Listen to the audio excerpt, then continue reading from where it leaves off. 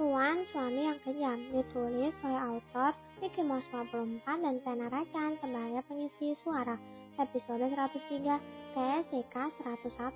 Selamat mendengarkan semuanya. Kebangkrutan perusahaan Dinata kini mulai terendus media. Kecurigaan media makin menjadi saat mereka memantau perusahaan utama dan anak-anak perusahaan Dinata. Namun mereka tak pernah menemukan pemilik perusahaan seminggu ini muncul di sana. Bahkan beberapa jurnalis dan reporter menjadi kegiatan Dinata hingga ke bandara.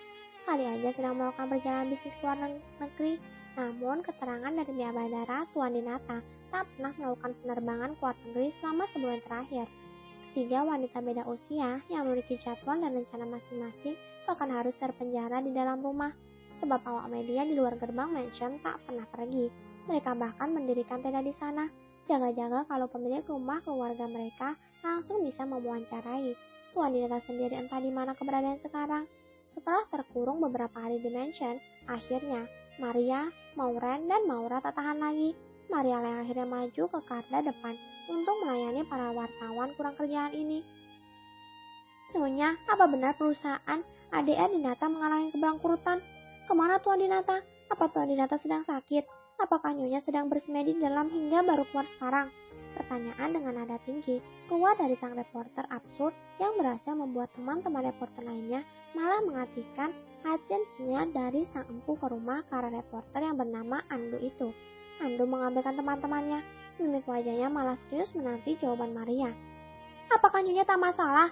Kemana tanggal 30 di bulan Februari? Pertanyaan absurd lainnya dari reporter cadel dengan suara keras hingga suara keramaian di depan pagar seketika hening. Maria berdahan, menetralkan rasa kesalnya sekaligus kembali menarik atensi para reporter ke arahnya. Biar saya jelaskan satu-satu pada teman-teman media. Ucap Maria mengantungkan kalimatnya dengan senyum ramah. Perusahaan kami baik-baik saja. Saya dan keluarga beberapa hari sedang fokus untuk merawat diri. Itu sebabnya kami jarang keluar. Tolong dengarkan saya dulu. Saya masih belum selesai bicara. Jelas Maria di akhir peringatan saat ada reporter yang hendak membuka mulutnya untuk mengeluarkan pertanyaan lagi. Jadi gini, 5 hari lagi ada acara besar untuk saya dan suami. Pesta menggah ultah kepernikahan kami yang ke-28. Sekali dengan ini saya undang kalian semua teman-teman media untuk mengakhiri undangan saya. Sekiranya teman-teman media bisa hadir untuk menikmati pesta mewah yang akan kami gelar. Jelas Maria panjang lebar dengan senyuman sejuta bunga palsu. Kenapa pestanya ditunda? Pertanyaan salah satu reporter yang dianggapnya setuju oleh yang lainnya. Ya, ultah pernikahan Dinata dan Maria sudah terlewat 2 minggu. Semua orang di dunia bisnis tahu akan itu, karena mengingat perusahaan Dinata termasuk perusahaan terbesar ketiga di Indonesia, dan setiap tahun selalu mengadakan pesta ultah yang melibatkan media. Karena kami ingin pesta yang mewah dan meriah, tentu memiliki persiapan yang cukup memakan waktu. Jawab Maria tenang. Faktor kesibukanlah yang membuat kami lalai akan itu. Kalian tahu kan, saya dan suami memiliki jadwal yang padat. Lanjut Maria meyakinkan. Sudah ya, kalian boleh pergi. Intinya perusahaan kami baik-baik saja. Tak ada masalah, itu hanya gosip murahan. Biasalah banyak orang iri. Maria beranjak dari sana, mengabaikan para awak media yang masih belum puas memberikan pertanyaan. Daniel mengalihkan fokusnya dari berkas-berkas yang sedang digelutinya. Masuk, perintahnya. Sekretaris Ali muncul. Ia membubuhkan badan menyapa 2 orang penghuni ruangan presiden itu. Selamat siang Nyonya Muda, sapa Ali sopan. Yang disapa tak peduli, matanya fokus pada keyboard laptop, sementara tangannya menari-nari di sana, sedang merangkai kata demi kata. Daniel ikut menoleh ke arah sofa yang ditempati Alicia mengerjakan tugas akhirnya. Ada apa? Tanya Daniel, kini menoleh ke Ari. Ada kiriman undangan pesta ultah pernikahan Tuan dan Nyonya Dinata. Ali menyerahkan undangan ke hadapan Daniel. Seketika, jari-jari Alicia terhenti di atas keyboard mendengar ucapan Ali. Hanya sebentar. Selanjutnya Alicia menghentikan bahunya dan kembali fokus ke laptop. Sepertinya saham 35% itu dipertahankan Dinata untuk ini. Curiga Daniel. Ali tak menanggapi. Saya sibuk, buang saja undangannya. Tolak Daniel. Pestanya 5 hari lagi Tuan. Apa Tuan tidak ingin menikmati drama yang akan Nona Maureen perankan di hari itu? Jelas sekali. Dan diakhiri dengan bisikan. Karena tak ingin yang mudanya mendengar. Daniel menatap sekretaris Ali dengan kepala miring. Saya tidak tahu pasti Tuan. Yang jelas saya menduga bahwa dia akan memanfaatkan momen yang akan dihadiri berbagai kalangan atas untuk merangkap Tuan, bisik Ali. Tapi kan bukan sah. Daniel yang ingin menyela kini paham.